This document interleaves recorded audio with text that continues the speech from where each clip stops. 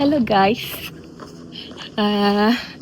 കഴിഞ്ഞ വർഷം ഈ ഒരു സമയത്ത് ഭയങ്കര അടിപൊളി റുട്ടീനായിട്ട് കൊണ്ടുനടന്ന ഒരു കാര്യമായിരുന്നു മോർണിംഗ് അല്ലെങ്കിൽ ഈവനിങ് റൺ ഓർ വാക്ക്. പക്ഷേ ഈ വർഷം ഞാൻ എക്സ്ട്രീംലി ലേസിയാണ്.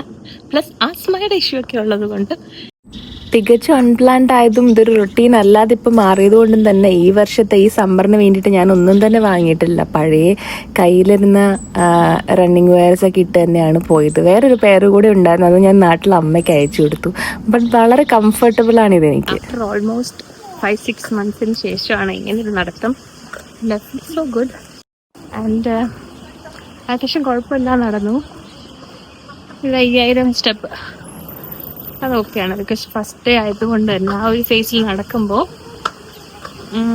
ഒത്തിരി റഷ് ചെയ്ത് നടന്നിട്ട് കാര്യമില്ല.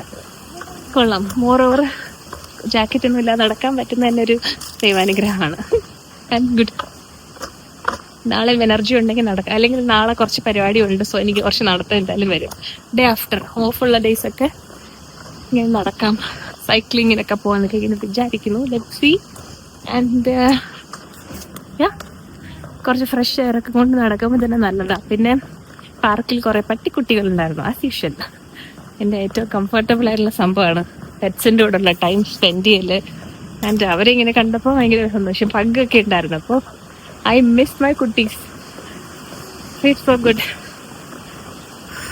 നടക്കട്ടെ. പ്ലാൻ ചെയ്ത വ്ളോഗൊന്നും എനിക്ക് അങ്ങനെ അധികം വർക്കാവാറില്ല. അതുകൊണ്ട് ഇതൊന്നും സ്ക്രിപ്റ്റ് ചെയ്യാൻ എനിക്ക് പറ്റാറില്ല.